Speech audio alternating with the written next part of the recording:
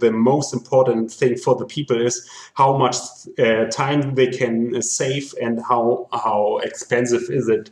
And I told you it's around 60 euros per minute with the helm, and it's around 200 euros per minute for wheels. That Triathlon Show, episode 90.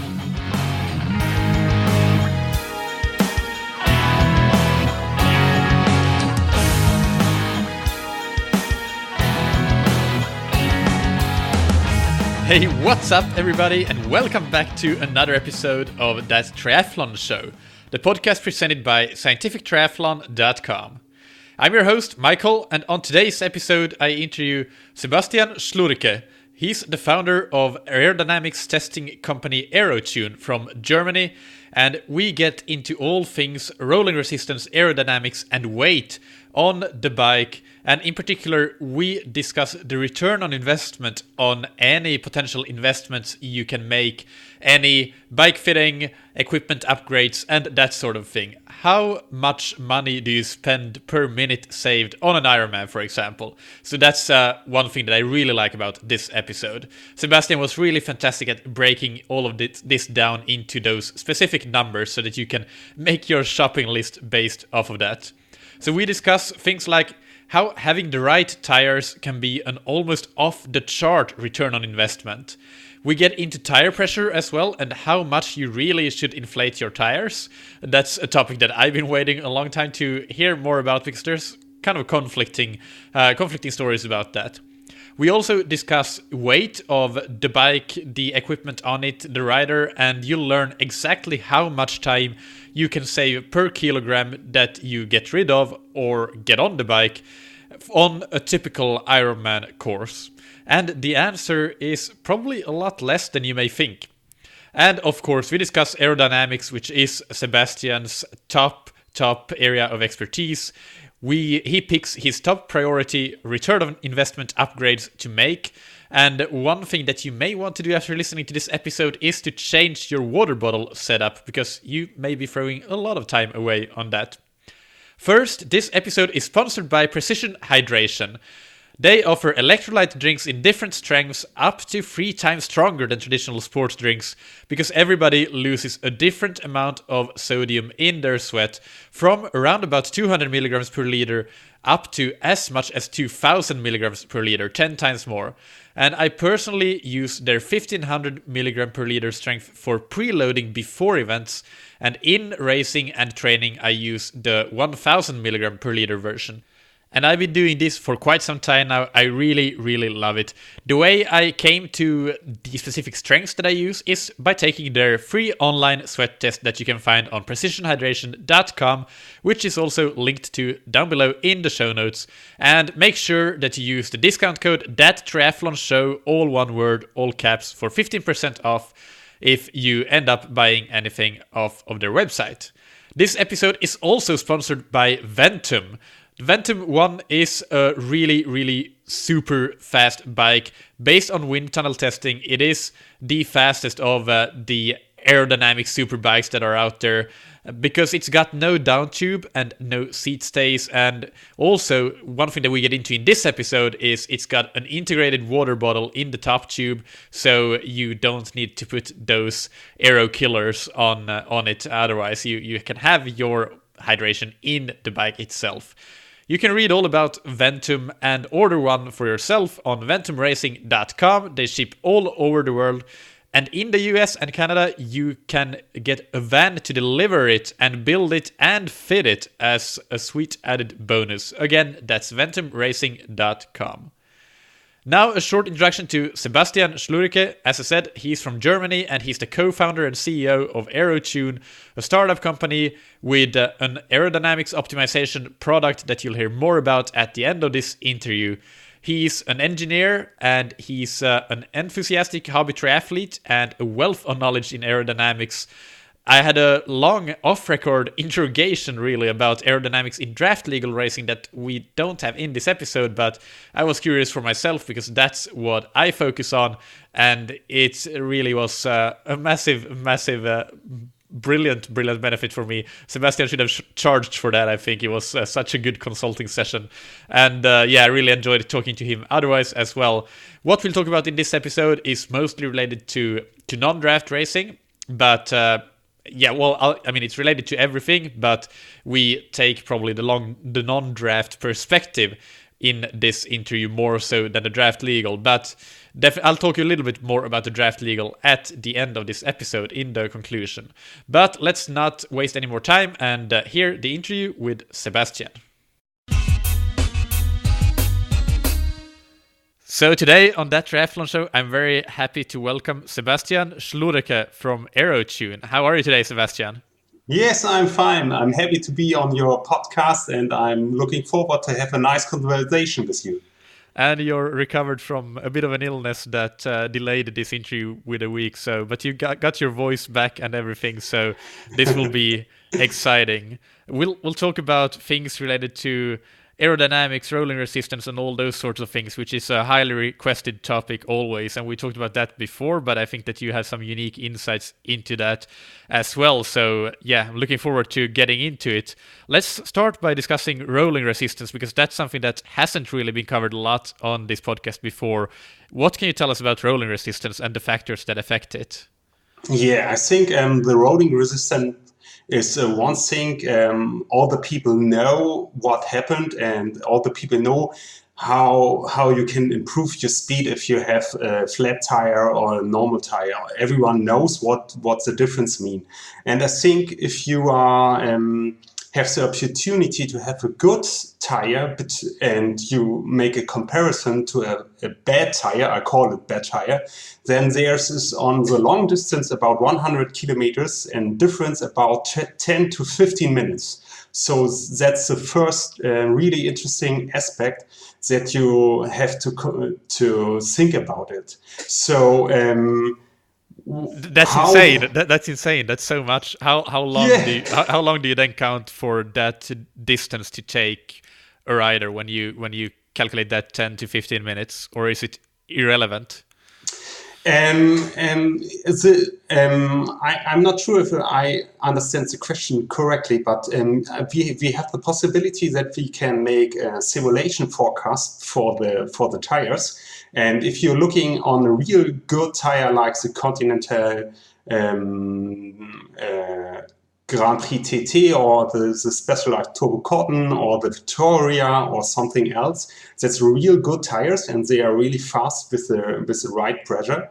And if you take a really normal standard tire, then you have a big difference about more than 10 minutes, and you can calculate that. And this is really something you have to think about it, because tires are really not so expensive, and if you take the right choose of the tires, you can increase your speed and your time really good. So but the other thing is that you don't have the protection always with your tire, and that is something that you have to think about it.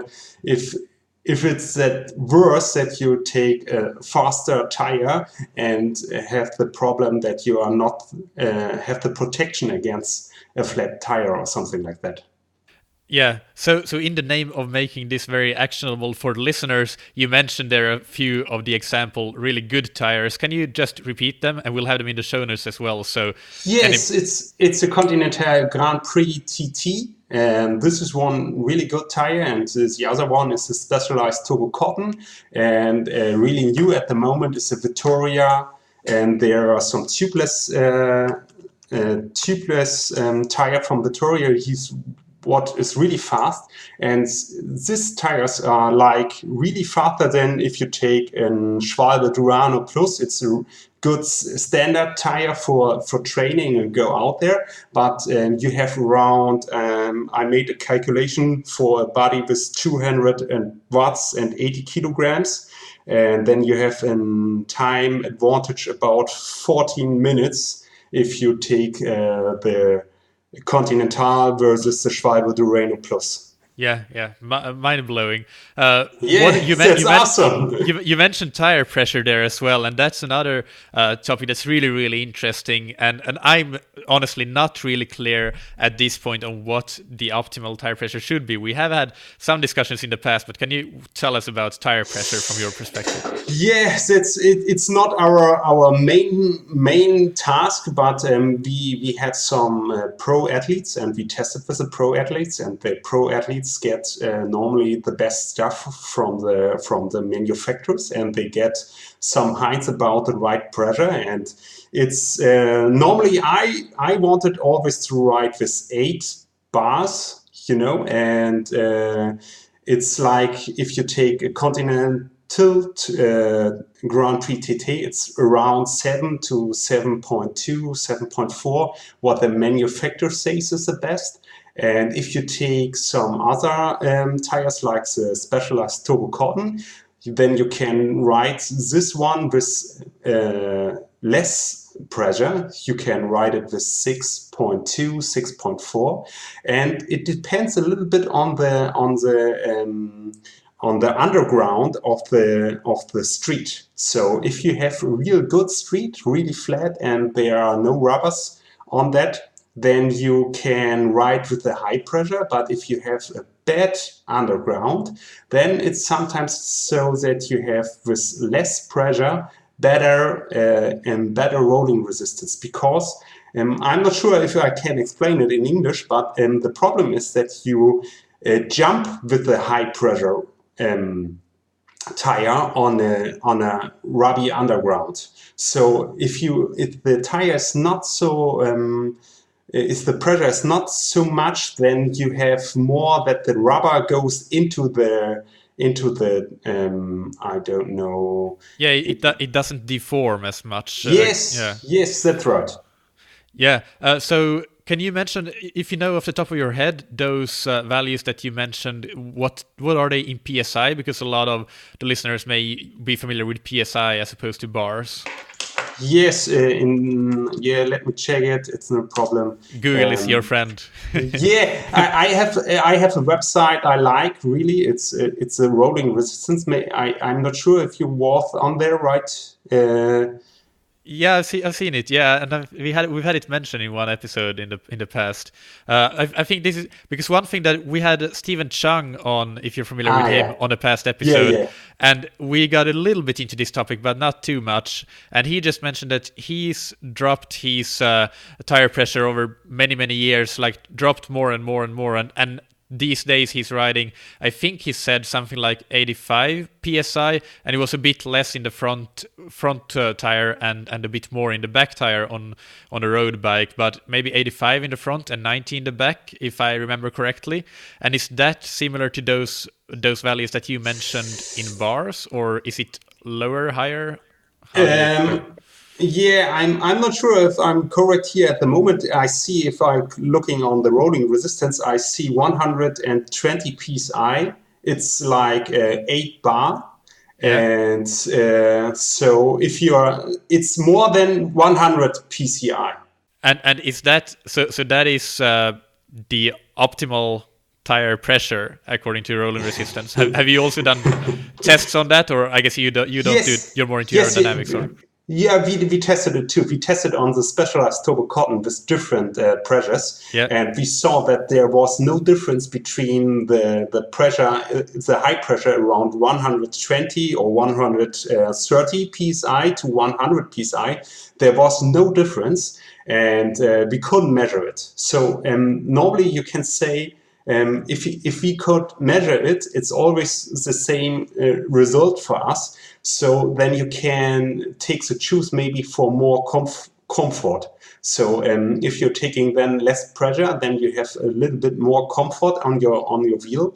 And I think sometimes it's better to have more comfort then, because if you have no difference there, then it's fine. I think you don't lose any time if you have 100 psi or 120 psi or 130 psi. We talk about maybe 1 minute to 2 minutes difference on a long distance, about 180 kilometers. It's not so big.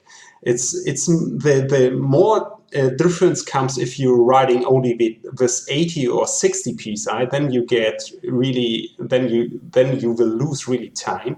And the other thing is that in the comparison with an other tire, you will lose more time. Yeah. It's not one tire that you can say, if I have the right pressure, you gain maybe 5 minutes. That's not true. Normally you can get maybe 1 or 2 minutes if you take the right pressure over 180 kilometers. Yeah, okay. But when you tested down to 100, but that was the lowest. You didn't test, for example, 90 psi.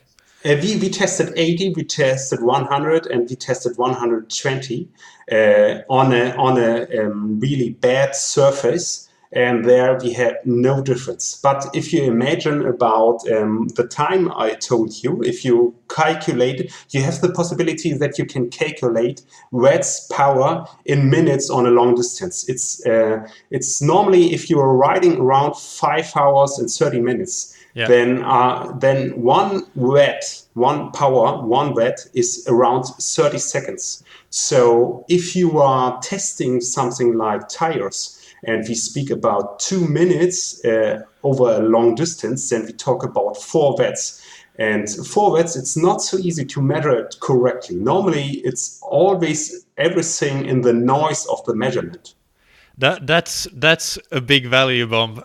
I certainly didn't know that 1 watt is 30 seconds over a long distance triathlon, and I don't think that many listeners knew that either, but that's very tangible. So yeah, really appreciate that. Great piece of information. Is there anything else that goes into rolling resistance that we should know about? I think you can get earn a little bit more advantage if you take another tube. If you have tube tires, you can take a latex tube, and then you will get earned 2 to 4 watts power saving. So we talk again about 1 to 2 minutes over 180 kilometers, and then this time you can save. So it's always many things what can save 1, 2, 3 or 4 watts, and the sum of all of them makes you fast. And you have always think about what's the advantage and what is not so beautiful on it. If you take a latex tube and you can't look for the pressure at the morning on your bike, so you lose around 1 bar to 2 bars from one day to the other day, then maybe you have not the right pressure on your tire, then you don't earn your 1 minute or 2 minutes because your pressure is not right. So everything maybe can make you faster, but you have to think about it, how to make it correct. Yeah. All right, let's move into aerodynamics, which is your main forte and something that I know that you're excited to talk about.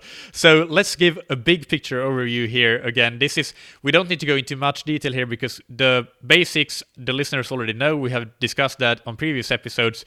But just quickly, what factors affect aerodynamic drag? Yeah, normally is there this two things. It's the aerodynamic drag, and I think one thing is the front area. I think everyone knows it. The front area. It's like if you are driving with your car and you put your hand out there, you feel it on your hand, and you feel it how you move your hand, how big the force on your hand is. And the other thing that is a really interesting thing is the shape of the geometric figure. So if you have turbulences on your body, if you have a good airstream or not. And that's something that you can see in the front area of a driver.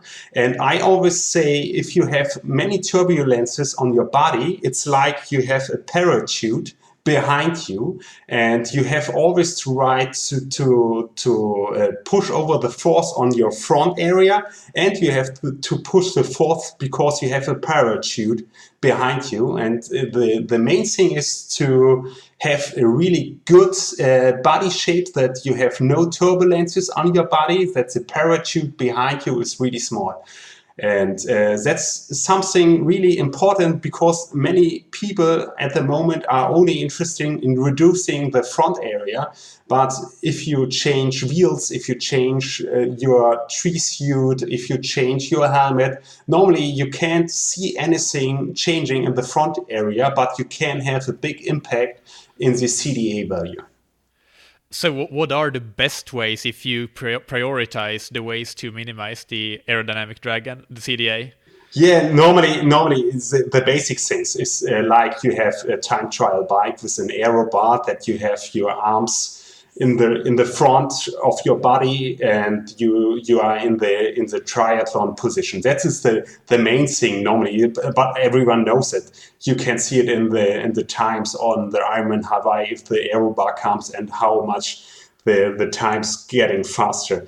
The other thing is, if you are, I think all the people are already on the time trial bike, then one really interesting thing is that you have the possibility that the bottles in the frame are really interesting. So I tested a lot of people at the moment, and I can always say, and I think it's the most cost-benefit thing what you can do is get out of the normal bottles in the frame. If you have one in the front and one in the back, I tested it already with many people, and it's around 5 to 10 minutes you lose on a long distance. So you have to think about how you can get your drinking and your. When you say in the front and in the back, do you mean on the down tube and on the C tube? That's right. Yeah, okay. Yes, right. And if you have the normal cylindric bottles there, that's really bad. So sometimes it's okay, but if you think about that, you lose 10 minutes because you have two bottles there. Yeah, it's not really. It's no big thing to think about how you can get a better hydration positioning system, like on the handlebar or behind the saddle. That's all better positions than in the frame. Yeah, I gotta give a little plug here for sponsor of the show, Ventum. They have integrated hydration, and some other bike manufacturers are starting to implement that as well. So, and that's one thing. Another thing that's important to remember, I think, because I see it in some races, if you remove the bottles, you also should remove the cages for the bottles, because otherwise you'll still have turbulence. I don't know how much, but it's evident that you'll have some. Okay, that's really good. That's something that hasn't come up really that often with the bottles. Would you say that probably the bottles on the saddle behind the rider, that's generally okay or a good solution? Yeah, it's better, but it depends. It's not so easy behind the saddle because you have to put the bottle direct under the saddle. It's a bad thing is if you have the body and then you have a small gap between the bottle and your body, and then if you have then there a normal cylindric bottle, then you have the same bad effect because then you have an extra body in the wind stream, and you have to. So if you look at the pro athletes, many of them put them vertical. The bottles direct under the saddle. That is a much better solution. And the bad solution is that the bottle is up and direct in the airstream behind the body, and then you have not so much benefit if you move the bottle from the frame to the saddle. Yeah, I'm getting silent here because that's my solution. But fortunately, sometimes it's a picture better to explain it. But I guess you can imagine. Yeah. But if you talked about cost, and I like to speak about minutes, how much minutes you can spare. I told you 5 to 10 minutes, and if you think about how much money a minute costs, then you are with aerodynamic bottles in the frame are fine, or if you have the aerodynamic bottles on the handlebar or behind the saddle, then we talk about 20 euros for 1 minute. Yeah, and that is really cheap. That is like the tires. Tires is around, if you make no such big, if you don't choose the right tire at the moment, then normally in the average you have 20 euro for 1 minute. Yeah. With tires and with bottles. That's brilliant advice, and something that I think that a lot of listeners will go out and get on Wiggle or whatever online shop they use now to get some new equipment for the next Ironman race. All right, so what's next? Do you have any other like high priority things that can be corrected for aerodynamics? Yeah, the other thing what you can do is normally I wouldn't take now the advice that the other big thing you can improve your power is to do aerodynamic tests, or if you are having a bike fitter and you're going to a bike fitting to get your power on the pedals, or to make you more airstream, because it's like 30 euros per minute you can save, and that's really cheap. And the other things what you can do is to take the right helmet. Helmets are really important, but the problem is that it's not so easy to say what is the correct helm for you, because it depends on your head position if you are in your riding position. So if you are someone who's looking forward on your bike position, so your head is always up over your body, then sometimes it's better to have a long aero helmet which is close to your body.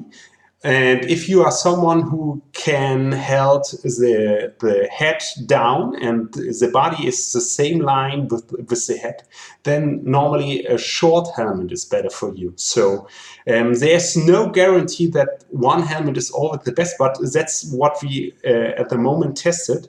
And it's like at that position, I normally say you have to test it.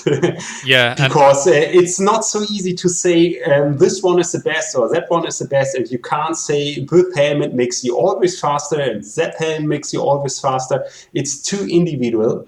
So you have to test, but the thing is, if the head is over the body line, then take a long aero helmet. If your head is really down and you can look down and you only looking forward every 10 seconds or something like that, then take a short helmet. Yeah, and I guess that's the first step, really. The first easy step would be to just get aware of how you are riding. Are you looking down, or is your head below the body in line with the body, or are you looking up? And then based on that, you can narrow down your choice of helmets at least somewhat.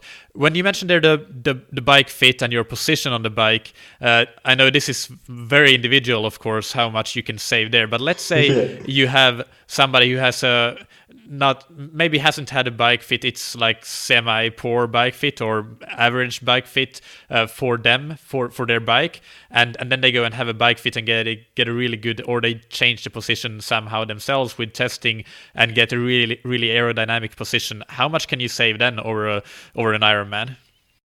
I think we tested it a lot, and it's about 10 to 20 minutes. Okay. So it's really, really big advantage. And I always say, if you are looking on the social media and see what pro athletes can save on time with aerodynamic fitting, it's around 3 minutes, 4 minutes. It's not too much, but this people's was already 10, 20 times in the wind tunnel, or they was on the track and make already aerodynamic testing. But if you had never done an aerodynamic testing or a bike fitting, and you never had someone who knows something about aerodynamic positioning, then it's really easy to save more than 10 minutes for a long distance. So it's really no problem, because if they never did an aerodynamic fitting or a bike fitting, it's really easy, because no one sees himself from the side, and normally you have to test some things, and then you know what happened if you change the position of your arms, if you change the position of your hands, if you change the positions of the arm pads, if you change the position of your head position. So you can give a lot of really good advantage that the people can ride during an Ironman. And then you don't have to change anything on the equipment. You don't need to buy anything else. And then you can save from 10 to 20 minutes. Yeah, and that again is a really good cost per minute saved when you consider obviously the bike fit can range in price, but let's call it a couple of €100. Then you're down to 20 to even 10 if you save 20 minutes, €10 per minute. So a bargain. Yeah. What about weight of the rider, bike, and equipment, and how does that impact your times? Yes, I can give a short view about that. It depends really on the course. If you have a flat course like the like the Ironman Hawaii or the Challenge Road or something like that, then you can spare around 30 seconds with 1 kilogram. That's not so much. And if you have a hilly course like the Northman or something like that, then you save with 1 kilogram 2 minutes. Yeah. And then you can think about it, how expensive is something on your bike or something similar to save 1 kilogram. It's not so easy to save 1 kilogram. And if you earn only 30 seconds for that, that's not a big impact. Yeah, and I guess probably the easiest way for most to save 1 kilogram would be to get to the race weight. yes, that's right. But the interesting thing is that if you talk with athletes after a race and you ask them what they should change to the next time to getting faster, they always say they have to train more. But if you think about how much you have to train to increase to getting 10 minutes faster on the bike, you have to train really, really hard, and you have to have a good structure for that. And it's so easy. If you are riding with 2 cylindric bottles in the frame, you put it out and then you have 10 minutes again. Normally is one thing you could do with 1 year of hard training or with one aerodynamic test. Yeah. It's funny. I've had this same conversation about transition training for beginners that may be taking 3 or 4 minutes in transition. Yeah. And I say we need to train transition a couple of times, but they'd rather go out and do a 1 hour run. But that 1 hour run isn't really going to, like, okay, everything adds up, but that run in itself is not going to make them any faster for the next race. But that transition training, just a couple of them, can take them a couple of minutes off, just because they know how to do things in transition. So you always need to have that big picture in mind. Yeah, that's completely true. If you're looking at a pro athlete, how frustrating is that if you lose the 3rd or 4th place because someone else was 1 minute faster in the transition, and you lose something like this position, and you was in every kind of, you was faster on the bike, you was faster in the running, maybe only 10 or 20 seconds, but you lose the 3rd or 2nd place because you was too slow in the transition. That's I had that too, and that's really frustrating. Yeah. So let's get into AeroTunes aero testing, and that's so AeroTunes is your company, and you have an interesting service. So, or is there anything before we get into that? Is there anything else that you want to add about aerodynamics, weight, or rolling resistance that we've been talking about so far? I think we talked about the main things. We can speak more theoretical about it, but I think the most important thing for the people is how much time they can save and how expensive is it. Yeah, I agree. I told you it's around €60 per minute with the helm, and it's around €200 per minute for wheels. And the worst thing you can do normally is to buy a new bike. It's around €1,000 for a minute. Wow. If you have a triathlon bike and you have a good position on it, then you're getting not faster with a new triathlon bike. Normally not. It's around 30 or 40 seconds, and that's not worth it. Those are actually really, really good and valuable additions to the conversation. Is there anything else, any other poor investment of money or that people can make that they should avoid before they have done these other good investments? I think the worst is a new bike. Yeah. Okay. But the only thing when a new bike is really interesting if the old bike has not the opportunity that you can take the right position on it, Yeah. because the position is the most important thing on the bike, and this is how you can get faster. And that's the only reason for me to choose a new bike, to get a better position on it, not because the bike is faster. Yeah. It's only the position on the bike. But wheels you are not a big fan of either, or they are much more expensive per minute, you said? Yeah, they are much more expensive per minute, because you can get the same advantage with the helm, and the helm is is really cheaper than a wheel. But sometimes the right wheels.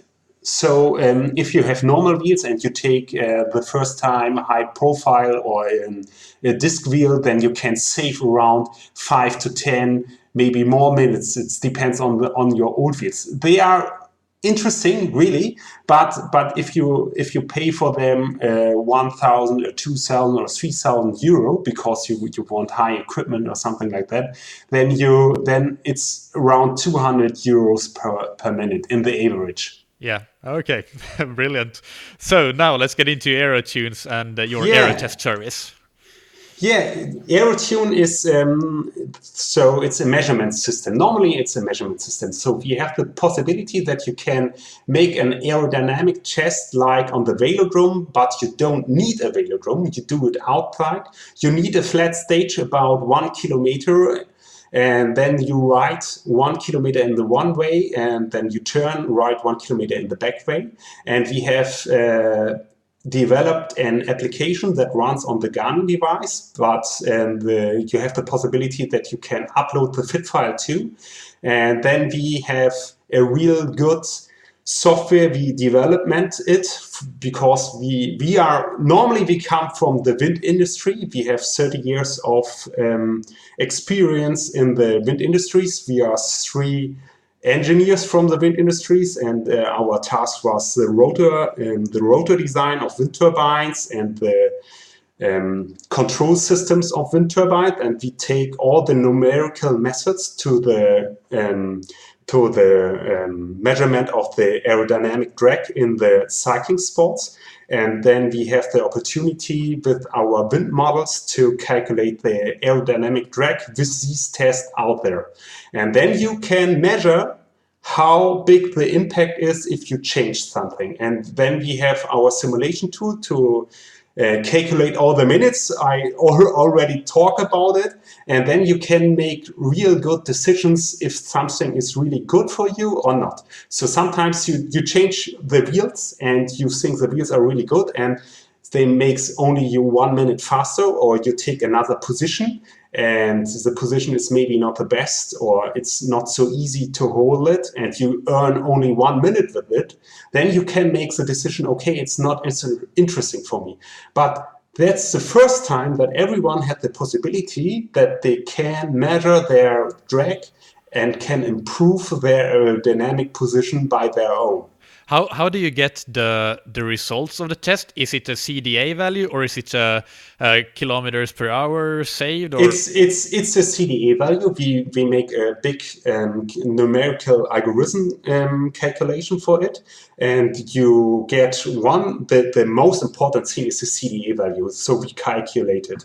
But on the other hand, we make some simulations. So if you want to improve your aerodynamic position, you are training for an Ironman or something like that, then you're going out and make the aerodynamic test. You say you will maybe start at the Ironman Hawaii. Then we will make always a forecast that we can say, okay, you are maybe 3 minutes faster with that on your Ironman Hawaii, or you are 10 minutes faster. You're getting the CDA value and the time advantage, so that you can make a good decision how important is for you something, your new position you choose. Brilliant. Yeah, that sounds super fascinating, and definitely something that I can imagine there's a lot of different use cases for. You can test helmets, wheels, as you said, Yeah. position, and all those sorts of things. And so how does this service work? How do people get access to it? At the moment, we started in the June this year, and we did a lot of testing here in the north of Germany with many athletes to know how our calculation works and to improve the algorithm. And at the moment, we are working on a new platform, and we want to start a new subscription model, so everyone can log into the platform, and they can and then they can get the application maybe for the Garmin device or something like that if they have a Garmin device, and then they can go out making the test. And if they have not a Garmin device, then you can later put your fit files into our web platform, and then you can make the analysis and the calculation. And if you have maybe a Garmin device, then you see after the test in real time, maybe 3 or 4 seconds after you finished one test, you see your CDA value on the Garmin device, and you see your time gain for your competition too. So then you can test out there, and you can test the arm positions, then you can test the hand positions, and you see it always after each test. You see the result on your Garmin device, and then you can make the right decision. Yeah, and people can find out more on aerotune.com. Is that right? Yes, that's right. Yes. Brilliant. And we will start at the end of January. Then we have a new subscription model. Then you can come into the platform. You can see how aerodynamic you are. We did around 200 tests at the moment. 200 people we tested already since June here in the north of Germany. And then we have the possibility, and we have some great pro athletes which are testing with us too, like Anja Baranek, and we tested Jordan Rapp already, and we tested Timo, and we tested Konstantin Bachor, and we tested some other athletes.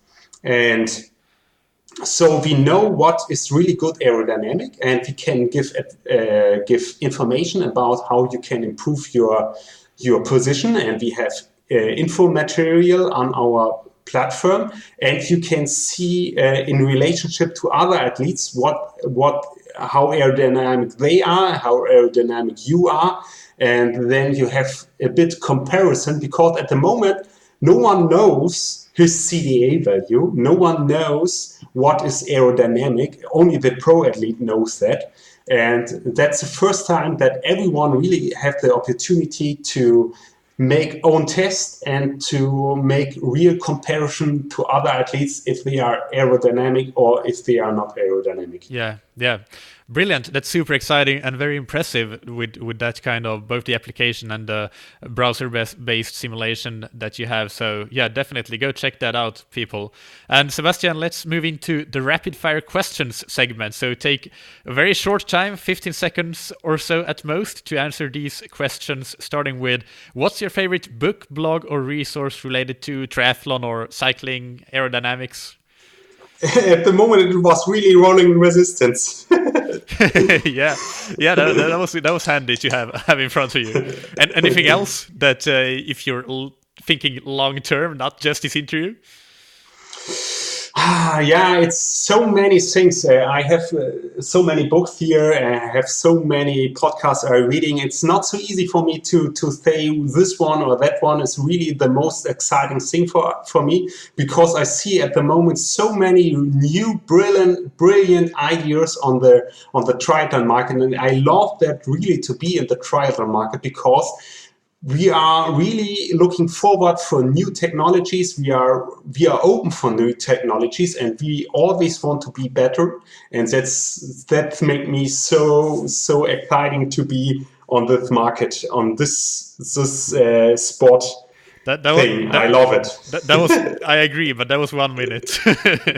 Sorry. What's your favorite piece of gear or equipment? It's my disc wheel. I love it. And who's somebody in the world of triathlon or endurance sports that you admire or look up to? I really look up to yeah, to Jan Frodeno, yes. Yeah, good answer. Yeah, he's the consummate professional. I like it. Yes, he is. All right, Sebastian, thank you. It has been so great to have you on, and you have brought so much value and really actionable, tangible information to the listeners. So I can't thank you enough for that. Tell the listeners again where they can find out more about you and AeroTune. Yes, on the web we have the www.aerotune.com, and you can see us on Facebook at AeroTune, and you can see us at Twitter, FasterU, and there's there you can find us, and there you can see when we start with our new subscription model and our new web platform, so that everyone can test their own aerodynamic CDE value and can really good improve their own aerodynamic. Brilliant. Thanks a lot. It's been great talking to you, Sebastian. Thank you, Miguel. Thank you. So there really is a lot of good takeaways from that episode. And to mention just a few that stood out to me, I think number one is to get a good set of tires. All of Sebastian's recommendations will be found on the show notes page on thattriathlonshow.com. And for what it costs, really, saving 10 to 15 minutes, I think it was, in a 100k road race, not to mention what you would save in an Ironman, it's really, really mind-blowing. And the second point is, you've heard this many times before, but for aerodynamics, nothing beats having the right position on your bike nailed in.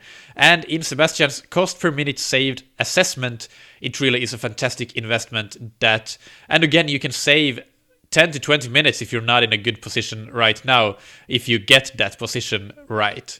And as I tease a little bit at the front of this episode, get your water bottle system set up right, and use that Pro setup for your saddle bottles. Remove those down tube and seat tube bottles that Sebastian mentioned, and if you can search, for example, search on YouTube for Kona clips to see those saddle bottles that Sebastian mentioned that the pros use, or how they set them up. And the other one is that you can use the aerodynamic bottle between your arms, or even a bike with an integrated hydration system, like a Ventum bike, for example. The next one I would say is, don't spend money on buying lighter equipment just because it's lighter. Because unless you're doing something like the Norseman, it really doesn't make a lot of difference, not for the money that you spend at least. And finally, this is from my off-record chat with Sebastian, but aerodynamics really can matter a lot even in draft legal races, especially if you need to chase the pack or you need to break away from the pack, and so you will be in the front, you will be cutting through the wind. But you can still save energy even sitting in the pack. That's something that Sebastian mentioned. And every little bit counts. You can potentially run a bit faster, or quite a bit faster if you save a lot of energy and you're right on the edge on that bike. So I will definitely change my approach to aerodynamics after our discussion, since I focus on draft legal races, and I haven't really had any approach to aerodynamics, to be honest. I would just, done nothing about it. But I will change that after our discussion. I will pay more attention to it, even for draft legal races. And of course, that tire thing is something to definitely do, no matter what kind of racing that you do. Get the right tires. Some related listening from this episode, episodes 25, 31, and 47. Episode 25 is called Aerodynamics Mastery and Free Speed on the Bike with Nuno Placeres.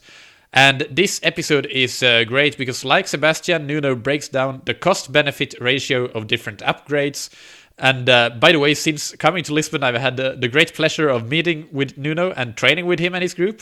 And that's been a real blast. I highly appreciate this welcoming. And episode 31 is called How to Shave 14 Minutes Off Your Ironman Bike Split with John and Chris Fornham. They are from Flow Cycling. They make bike wheels. And they mentioned that you can save 3 minutes per wheel with a good aerodynamic set. And as you heard, Sebastian wasn't the biggest fan of wheel upgrades, but the Flow Cycling wheels are quite a bit cheaper than most. So actually the return on investment may be quite a bit bigger and maybe worth it with the Flow wheels. I recommend listening to the Flow episode anyway. It's not a promotion of their wheels by any stretch. It's just really valuable content, and they go into a lot of both rolling resistance and aerodynamics like this episode, so definitely listen to that episode as well. And finally, episode 47, Virtual Wind Tunnel with Andrew Buckroll and Michael Lieberson. This is a superb episode, really. I've had a lot of contact with both Andrew and Michael since conducting that interview, so thanks for that, guys, really appreciate it. And you just heard Sebastian say how your position on the bike really is the most important thing you can change to improve your aerodynamics. And one of the best things you could possibly do to get the fit done right is to get a bike fit at a virtual wind tunnel provider. Listen to the episode to learn more about the details of that. And again, there's a lot of general advice. It's nobody that comes on this podcast is going to be a pure promotion of any product. It's value packed, that episode. So I really hope that you enjoyed this episode and found it valuable. And if you did, please subscribe to the podcast so that you get all of the new episodes automatically when they are released. And also spread the word about it by telling your friends and sharing it with other triathletes and on social media. It really means a lot to me when you do that. You can find the show notes for today's episode as usual on thattriathlonshow.com. And you can contact me and send me questions on michael@scientifictriathlon.com. And that's Michael with a K. Or you can tweet me on Twitter, where my handle is @SciTriat. I definitely plan another Q&A episode again, probably in February. So start sending those questions in now to have a chance to get them answered on air. Thank you again to Ventum for supporting That Triathlon Show. Check them out on ventumracing.com. And remember that you get 110% of the value of your old bike towards the purchase of a new Ventum bike. And thanks also to Precision Hydration. Go and take their free online sweat test on precisionhydration.com to get a personalized hydration strategy for your next race. And use the discount code ThatTriathlonShow, all one word, for 15% off. Thank you, as always, for listening. Keep training smart and keep loving triathlon.